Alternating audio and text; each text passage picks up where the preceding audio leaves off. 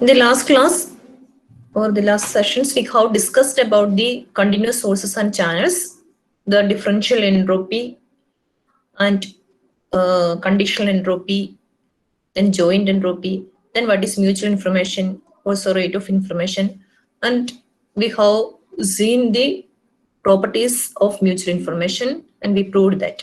Okay, so the first part of module 3 is over. Now we will move to the second part, that is waveform channels. Okay. So waveform channels, in waveform channels, we are going to see Gaussian waveform channels. Okay. Then we will see the Shannon-Hartley theorem or the Shannon capacity channel capacity theorem, or it is also will give the capacity of a band limited Gaussian channel. So that was the last topic in our second module. Okay. So in this session, we are going to formulate the information capacity theorem for band limited and power limited Gaussian channels. So till now we have studied the limits on the maximum rate at which information can be sent over a channel reliably in terms of the channel capacity. Now we are going to formulate the information capacity theorem for a band limited and power limited Gaussian channel. So this is a Gaussian channel. So in this block diagram, this physical channel or this block is representing a waveform channel. Okay. So this Gaussian channel is an important and useful channel in the analysis of practical models in communication theory. Okay. So here the block diagram of a basic communication system, their channel encoder, then modulator, then the physical channel and demodulator and the channel decoder. So the physical channel, this session is we are going to discuss, that is a Gaussian channel.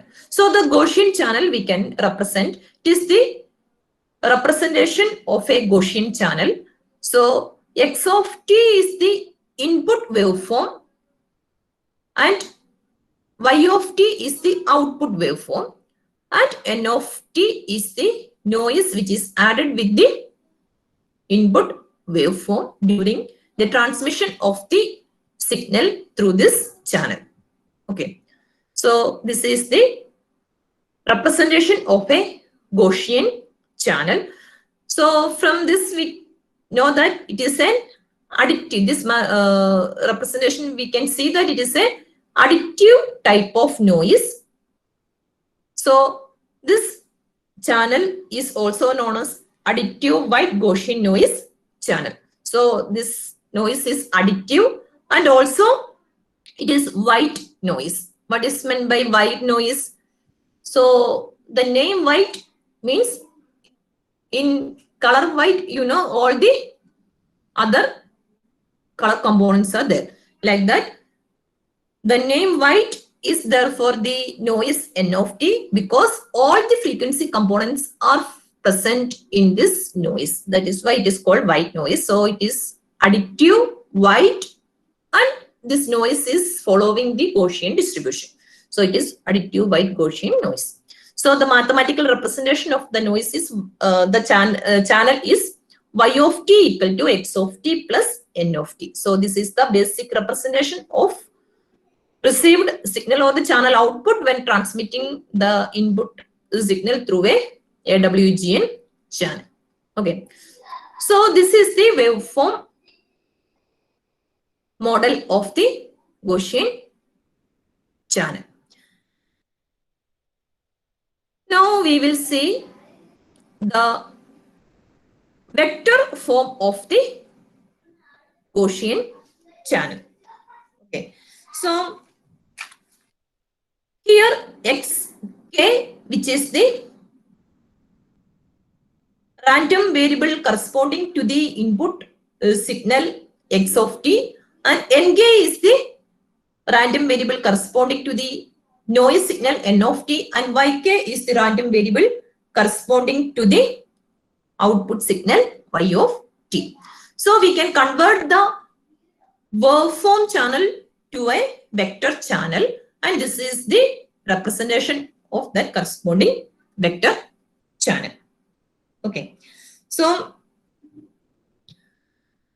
this is a time discrete channel with output yk at time k. So this is representing a time discrete channel. So this each random variable xk, nk, and yk, which are representing the random variable or the output of the waveform at a particular time k. So it is a discrete quantity. So time discrete quantity corresponding to each waveform or corresponding to each signals. So this xk, nk, and yk are the random variables which are time discrete components at time k. Then this output is the result of the sum of the input xk and the noise nk. So the output random variable yk, that is equal to xk plus nk. The noise random variable nk, which is from the Gaussian distribution with mean value 0 and variance sigma square. Okay, so the random variable nk, which is a Gaussian distributed random variable, which has the mean value 0 and the variance sigma square. Also, we are assuming that the noise nk is independent of the input xk. So this xk and nk are independent. That is, the output yk depends only on this random variable nk. Okay. So these are the assumptions we are make before going to the next step. So nk and xk are independent, and nk is a Gaussian distributed random variable with mean value 0 and variance sigma square. Now we are going to see the capacity of a Gaussian channel. So in the Gaussian channel, we have seen before, which is power limited and also band limited. We are taking the assumptions that the Gaussian channel is power limited and also it is band limited. Okay. So if the transmitter is usually power limited, then we can make or put a constraint on the average power in xk. Okay, if it is power limited, we can put a constraint on the average power in xk. So that is expectation of xk square equal to s. So that expectation of xk square, what it is? It is the variance of the input random variable xk. So that is equal to s. Let s is the transmitted signal power in watt. So this s is the transmitted signal power in watts, and we are making a constraint on the average power in xk, that is expectation of xk square is equal to s. So where k is varying from 1 to capital K. So there are total k discrete time is there in the corresponding to the signal x of t. So this average power constraint we are taking because some of the symbols or some of the random variables are the symbols corresponding to the signal x of t. So x of t is sampling at different times, and the values corresponding to that sampling, the values at different sampling time is the random variables, and that is also the also known as the symbols. We can say that it is a symbol. So that symbol, some symbols are transmitted with lower power, and some of these symbols are transmitted with higher power. So that is why we are taking a average power value constraint. So the average power value of all the transmitted symbols is equal to S. Okay. So now we have to find the capacity value. So we are making the the information capacity of the channel, that is given by C, which is equal to the channel capacity equal to the maximum value of average information, that is I of xy. So I of xy is the mutual information or the average information. So average mutual information, that is I of xy.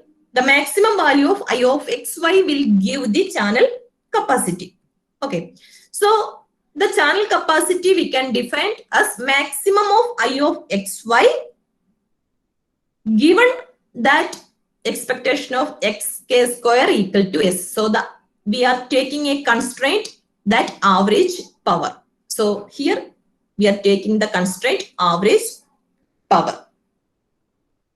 Also, we are taking the maximum value, or always we are taking the maximization condition under the input probability distribution. That is why it is maximization under f of xk of x. So this is representing the probability input, probability distribution, or the probability distribution of the symbol x. So we are calculating the channel capacity, that is maximum of I of xy under the constraint average signal power equal to S, and also the power spectral density fxk of x. Now we know the capacity of a channel, which is depends on the, or it is the maximum value of the average mutual information. So we can find it out. That is the average mutual information I of xy equal to h of y minus h of y given x. This is the basic relation of mutual information and marginal entropy and the conditional entropy. Then we can say that I of xk, yk. So we are taking the random variables or the symbols, input symbol xk and the output symbol yk at time t equal to k. So I of xk, yk equal to h of yk minus h of yk given xk. Okay. So we already assumed that xk and nk are independent random variables.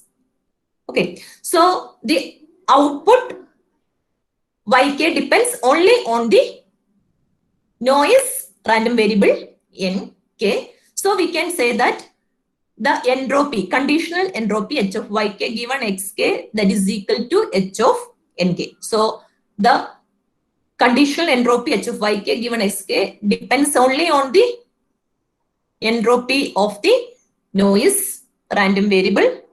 It does not depend on the entropy of the input random variable xk. So we can write the average mutual information I of xk comma yk equal to h of yk minus, instead of this we can write it as h of nk, that is h of yk minus h of nk. Okay. Then we are assuming that yk to be Gaussian. We already know Nk is Gaussian, so noise is Gaussian distributed. So we also assume that Yk to be Gaussian, the output to be Gaussian. Okay, then obviously it is, we can say that this Xk is also Gaussian, because the sum or difference of two Gaussian random variables is also a Gaussian random variable. So we know Xk is, but we can write it as Xk equal to Yk minus Nk. So the difference of two random variables will be a Gaussian random variable. So Yk, we are assuming Yk as a Gaussian random variable, Nk is Gaussian by definition, and Xk is also a Gaussian. So in order to maximize the mutual information between the channel input Xk and the channel output Yk, the transmitted signal should be Gaussian. Okay. So therefore we can write that the channel capacity I of Xk comma Yk under the constraint expectation of Xk square equal to S, and also Xk is Gaussian. So the channel capacity equal to I of Xk comma Yk, that is the average mutual information under the constraints expectation of Xk square, the average power equal to S, and also Xk is Gaussian. So these are the constraints we are considering for find the channel capacity. Okay.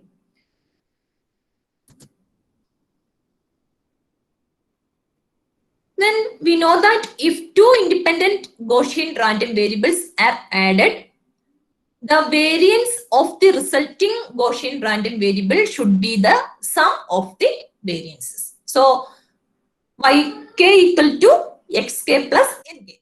So Xk and Nk are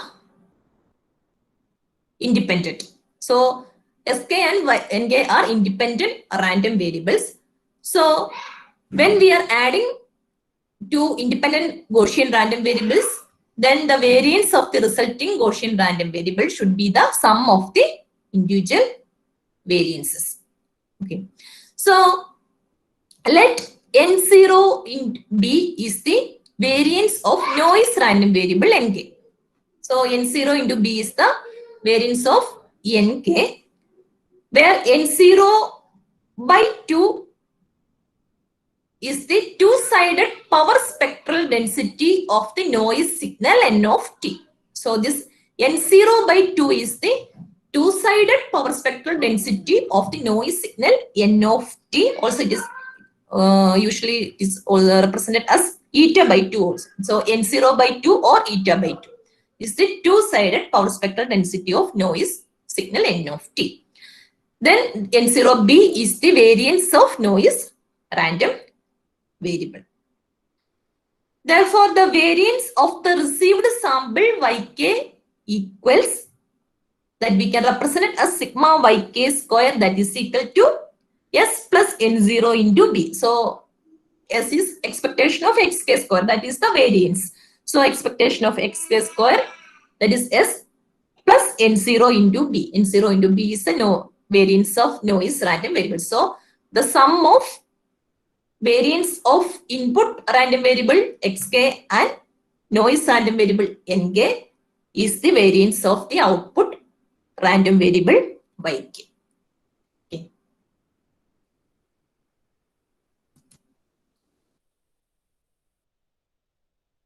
Now, it can be shown that the maximum differential entropy of a Gaussian random variable with variance sigma square is h of Yk max equal to 1 by 2 log 2 pi e sigma square. Okay. So this relation we have seen in the last class, that is the constraints on average signal power. So average signal power constraint. In that case, we have seen that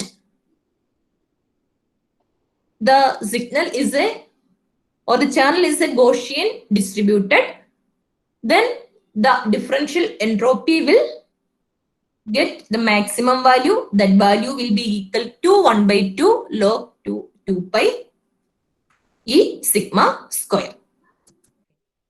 So we can write HYK max equal to 1 by 2 log 2 pi E, this sigma square, the variance of the output random variable YK. So that we already seen. So that is equal to S plus N0 into B, sum of variance of input signal and the input random variable and the noise random variable. So we can substitute that. So we can write as the maximum differential entropy of the output random variable equal to 1 by 2 log 2 into 2 pi E S plus N0 into B. Also, we know the noise random variable is Gaussian distributed and we are considering the power limited case. So the maximum value of differential entropy, that is equal to 1 by 2 log 2 pi E sigma square. So sigma square is the variance. So the variance of the noise random variable Nk is N0 into B. So we can use the same relation for writing the maximum value of noise, maximum value of differential entropy of the noise random variable. So because noise random variable is also Gaussian distributed and also it is power limited. So 1 by 2 log 2 pi E N0 into B. Okay. So these are the maximum values of output random differential entropy of output random variable Y of K and the noise random variable Nk. So the channel capacity we can write it as C is equal to H of the entropy Y of K minus entropy of N of Nk, maximum value, the maximum value of H of Yk minus H of Nk. So that we can write it as H of Yk max minus H of Nk max. So we can substitute those values. So we will get 1 by 2 log 2 pi E S plus N0 into B minus 1 by 2 log 2 pi E N0 into B. So this we can rearrange as C is equal to 1 by 2. This is logarithm log of A log minus log B form. So 1 by 2 is common, take it out. So 1 by 2 log 2 pi E S plus N0 B divided by 2 pi E N0 into B. Okay. So that is equal to 1 by 2 log 2 pi is common, that is strike down. So 1 plus then S plus N0 B by N0 B, N0 B by N0 B 1. So 1 plus S by N0 B bits per channel use. Okay. So this is the channel capacity. So the unit is bits per channel use, or we can say that it's bits per symbol.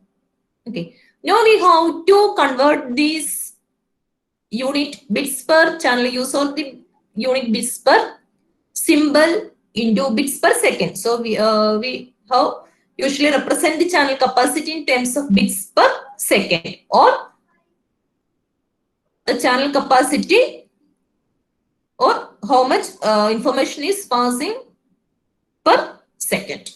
Okay. So for that we are taking that the band limited condition. So we are transmitting the signal through a band limited channel. So we can say that we are transmitting 2B samples per second. So the total bandwidth is B. Then we can say that the two-sided bandwidth, that is equal to 2B. Okay. So we are always taking the two-sided power spectral density, also two-sided bandwidth, etc. So if the bandwidth is B, we can say that it is 2B is the two-sided bandwidth. So we are transmitting 2B samples per second. then the channel capacity, or then the channel is being 2B times in 1 second. So the channel in use is 2B times in 1 second. So in order to convert this bits per channel use, we have to multiply this relation with 2B. So it will convert to bits per second. So that is channel capacity is equal to 2B into 1 by 2 log 1 plus S by N0 into B. So that is equal to B log to 1 plus S by N0 B bits per second. So the channel capacity is equal to bandwidth B into, so bandwidth is B. So B into log 2 1 plus S by N0 B bits per second. Okay. Now N0 into B, that is the noise power itself.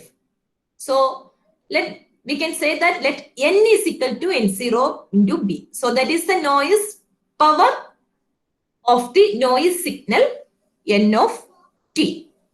Okay. Then the channel capacity can be written as C is equal to B log 2 1 plus S by N bits per second, where S is the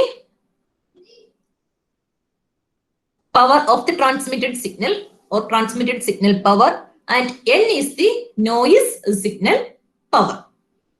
So this basic formula for the capacity of the band limited AWGN waveform channel with band limited and average power limited conditions was first derived by Shannon in 1948.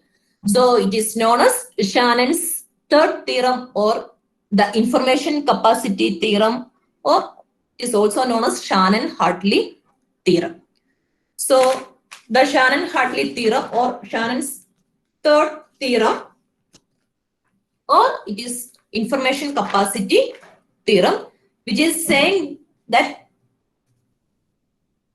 capacity of a band limited AWGN channel with band limited and average power limited input is given by C is equal to B log 1 plus S by N bits per second, where B is the channel bandwidth in hertz, S is the signal power in watts, and N is the noise power in watts, where this noise power N is equal to N0 into B. Okay. So this is the information capacity theorem. So the information capacity theorem is C is equal to B log 2 1 plus S by N bits per second. So we can write it as S by N. That is the signal power to noise power ratio. That is represented by SNR, signal to noise ratio. So we can write as C is equal to B log 2 1 plus SNR bits per second. So we can say that the capacity varies linearly with bandwidth B. So in the relation B into log 1 plus SNR. So we can say that this capacity will vary linearly with bandwidth, and it is varying logarithmically with the signal to noise ratio SNR. Okay. So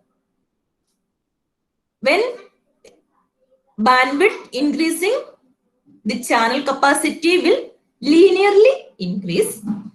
When SNR will increase, the channel capacity will logarithmically increase. So in the both case, when this parameters increasing bandwidth and SNR, the channel capacity will increase. But when increasing B, it will increase, channel capacity will increase linearly. But when increasing SNR, the channel capacity will increase logarithmically. Okay.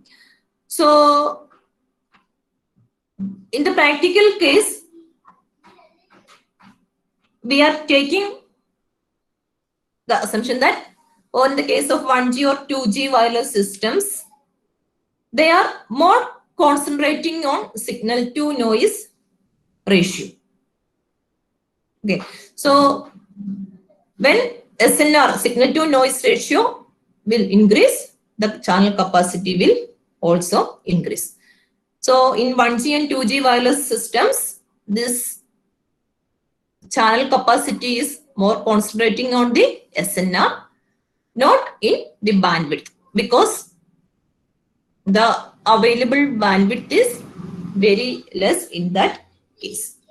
So if we move to the 3G technology, then it is concentrating more on bandwidth rather than signal to noise ratio. Okay, so when bandwidth increasing, channel capacity so will increase linearly. But in this case, it is logarithmically only increase. So we will get more channel capacity when coming to latest generations of communication systems. So in that, they are concentrating on the bandwidth rather than the signal to noise ratio. So when saying it practically, we can trade off between this bandwidth for power in terms of performance or in terms of channel capacity. So in some cases, bandwidth is concentrating, but in some cases, signal to noise ratio is concentrating. So signal to noise ratio means the power is concentrating. So we can trade off between the bandwidth and power of the system. So that is given by the Shannon's channel capacity theorem. Shannon's information capacity theorem. So in information theory, this theorem has a very important role. So in a single formula, we can see the trade-off between the channel bandwidth, the average transmitted power, and the noise power spectral density. So the relation is B log 2 1 plus S by N0 into B. The channel capacity is equal to B log 1 plus S by N0 into B. So in a single formula, we can trade off between the channel bandwidth B, the average transmitted power S, and also the noise power spectral density N0 by 2. So this has a very important role in information theory. So that given the channel bandwidth and the SNR, the channel capacity can be calculated. Also, the channel capacity is the fundamental limit on the rate of reliable communication for a power limited and band limited Gaussian channel. So this information capacity theorem, or this is Shannon's third theorem, which will play an important role in the case of information theory or in the case of communication system. Okay.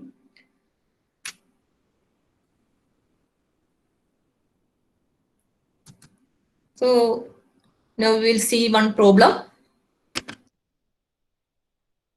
So given an AWGN channel with 5 kilohertz bandwidth and the noise power spectral density eta by 2 equal to 10 raised to minus 9 watts per hertz, then the signal power required at the receiver is 1 milliwatt. Calculate the capacity of the channel. Okay, so it is a direct problem. This is a previous university exam question. So it is given that the channel bandwidth is 5 kilohertz, noise per spectral density eta by 2 or N0 by 2. That is equal to 10 raised to minus 9 watts per hertz. Then the signal power required at the receiver is 1 milliwatt. Then calculate the capacity of the channel. Okay. So these are the things given. Eta by 2 or n0 by 2 equal to 10 raised to minus 9, S equal to 1 milliwatt, B is equal to 5 kilohertz.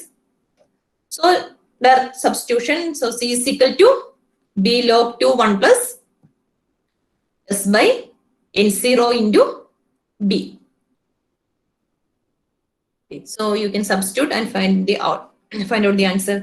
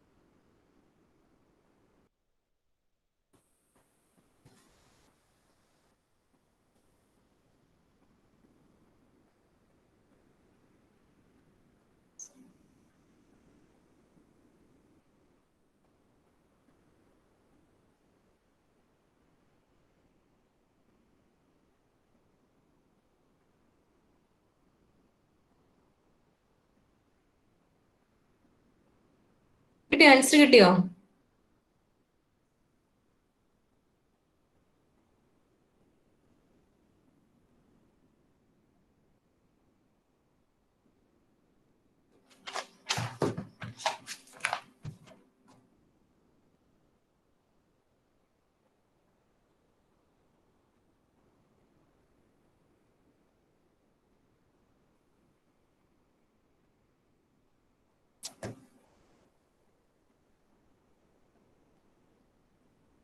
Answer കിട്ടിയവര് type ചെയ്തേ, chat ബോക്സിൽ type ചെയ്യ, അല്ലെങ്കിൽ പറ.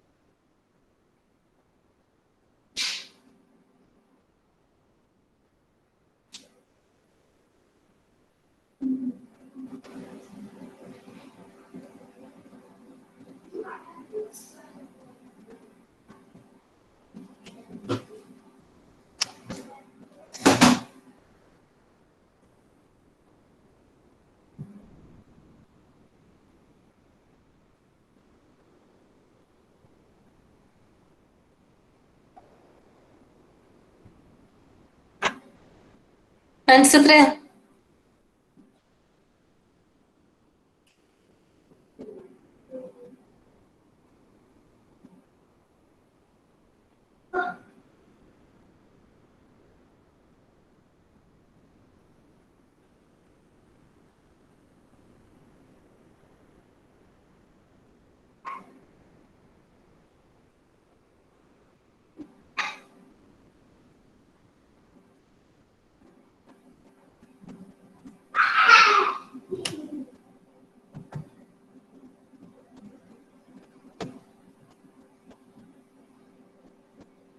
ആർക്കും കിട്ടിയില്ല answer ഇതുവരെ? വേഗട്ടെ.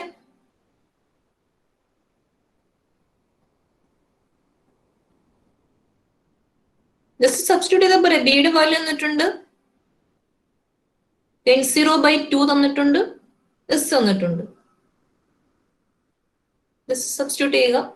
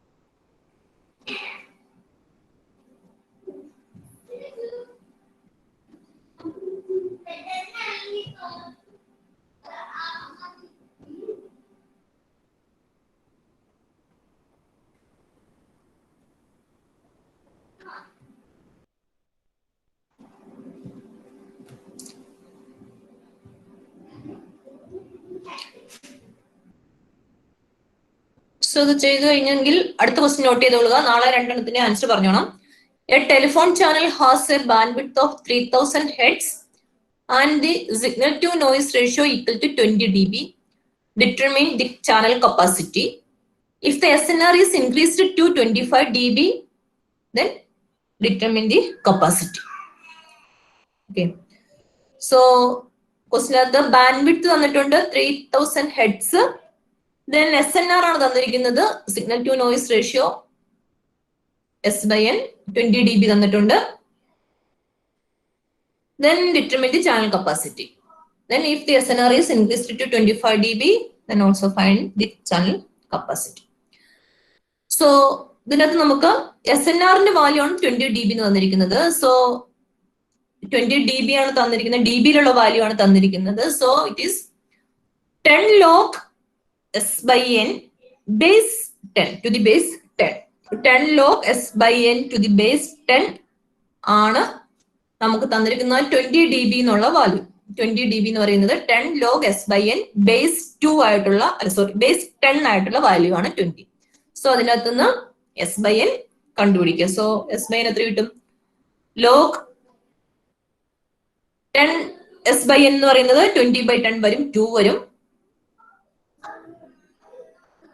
അല്ലെ? So ഇതിനകത്ത് നിന്ന് S/N കണ്ടുപിടിക്കുക.